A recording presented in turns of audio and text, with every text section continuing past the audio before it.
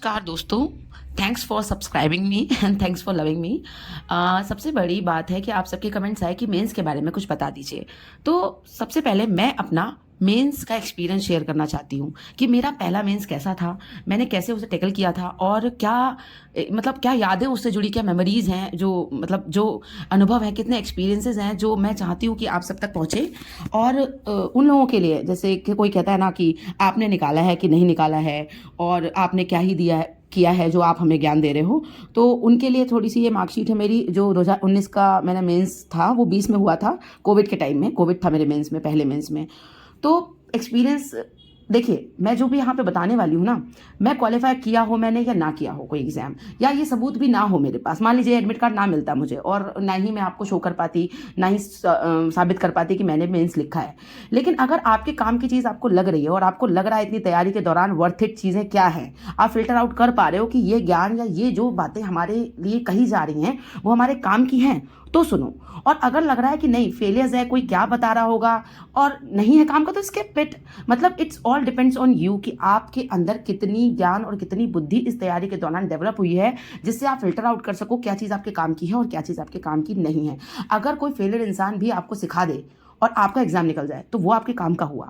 अगर कोई टॉपर इंसान भी आपको ना सिखा पाए, उसने खुद भले ही बहुत सारे एग्जाम निकाले और आपके काम की नहीं हुई चीज़ें, या आपको नहीं बता पा रहा, या उसके पास समय की कमी है, या बहुत सारी चीज़ें हैं, बहुत सारे फैक्टर आपके रीच तक वो चीज़ें नहीं पहुंच पा रही हैं, कुछ भी, तो सबसे पहले तो दूसरे पे पॉइंट आउट करना बंद कीजिए। अगर मान लीजिए किसी भी बच्चे का सिलेक्शन कहीं भी नहीं होता और उसने इस तैयारी के दौरान बहुत सारा एक्सपीरियंस गेन किया है और आपके वो काम आ सकता है, तो उसको लीजिए और उसके लिए मतलब धन्यवाद, थैंकफुल रहिए कि हाँ हमें वो चीज़ मिल रही है। क्योंकि ये बहुत कम लोग होते हैं जो इस चीज़ को समझ पाते हैं कि हमारे लिए, हमारी तैयारी के दौरान हमारे लिए क्या सही है और क्या गलत है यूट्यूब पे। और हाँ, एक बहुत अच्छा कमेंट था, मुझे पढ़कर मज़ा आ गया, मतलब एकदम। उन्होंने लिखा कि बस मैम मैंने आपको सब्सक्राइब किया लेकिन आप कोर्स मत बेचना। तो मैं कोई कोर्स नहीं बेचने वाली, मेरे पास बेचने के लिए कोई कोर्स नहीं है और मैं कोई ऐसा इंस्टीट्यूट नहीं चला रही जिससे मुझे पैसे कमाने हो। मुझे बहुत मज़ा आता है आप सबसे बात करने में और आप सबके साथ अपनी जर्नी शेयर करने में। एक्चुअली क्या होता है ना, एक रियल एस्पिरेंट ही समझ सकता है कि एक एस्पिरेंट क्या परेशानी से गुजर रहा है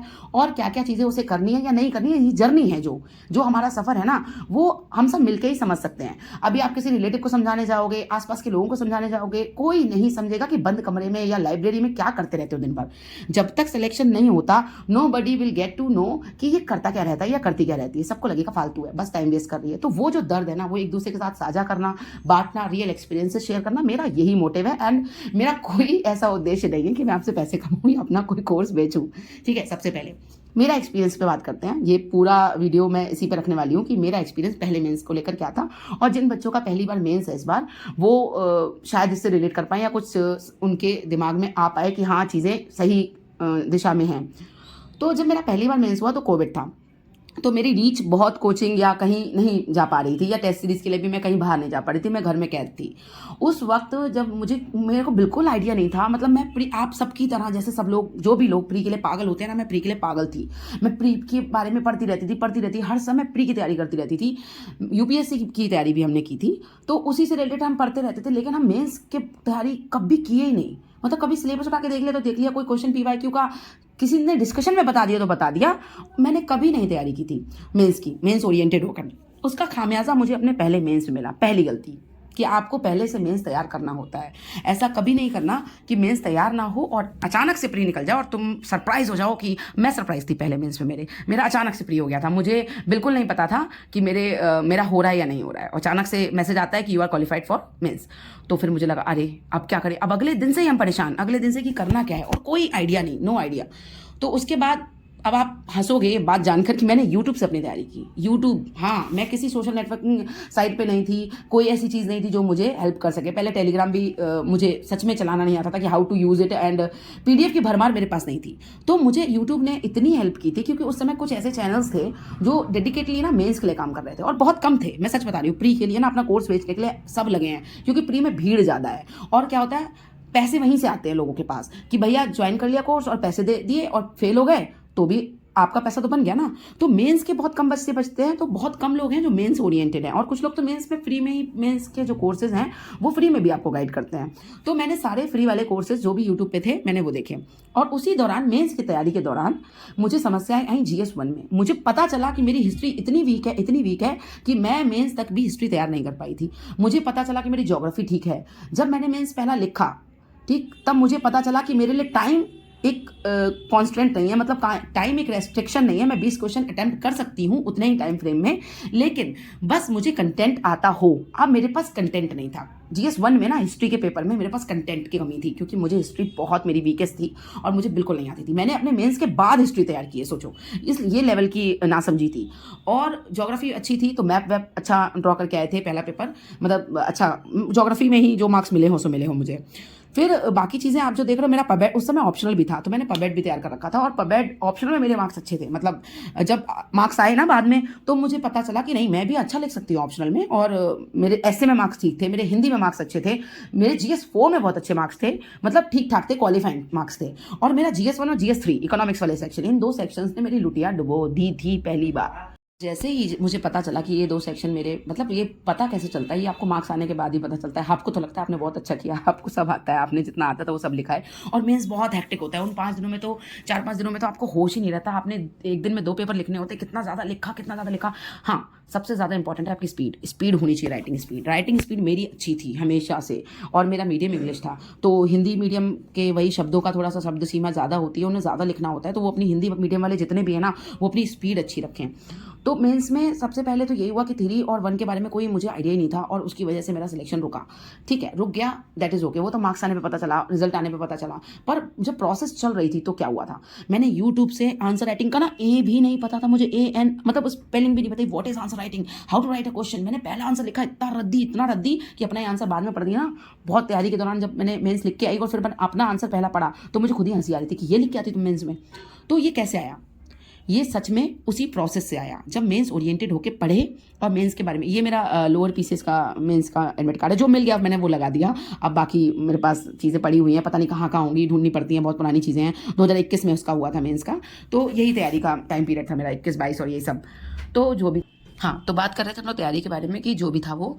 अब GS1 और 3 ने तो बेकार कर ही दिया था मैटर उस समय तैयारी के, मतलब। लेकिन जब मेंस की तैयारी की ना, मेंस के बारे में पढ़ा, मेंस का सिलेबस पढ़ा, उसके PYQ देखे, वो तैयारी थी मेरी मेन तैयारी, जिसने बताया कि how to write a mains writing. सच बता रही हूँ, जब आप मेंस लिखोगे ना, आपको खुद पता चलेगा मेंस ईजी है प्री से, क्योंकि मेंस का ना एक डिस्क्राइब्ड सिलेबस है, और क्वेश्चंस जो आते हैं ना, वो इतनी वेरिएट, हर साल इतना शॉकिंग नहीं होते कि हर साल आपको शॉक दे रहे हैं। वो क्वेश्चन एक सेट पैटर्न है, सिलेबस से बाहर बहुत ही कम आता है, और सिलेबस के बाहर में आप इतनी तैयारी में कुछ ना कुछ लिख ही देते हो, कुछ भी अगर आता है तो उसमें लिखने का स्कोप है। उसमें 4 आंसर आता पता 50-50 और ये लक बेस्ड चीज़ें कम है, आपको आता है आप लिखोगे। मार्किंग बाद की बात है, वो मार्क कैसे देते हैं आपको, अच्छा देते हैं बुरा देते हैं, वो अलग बात है।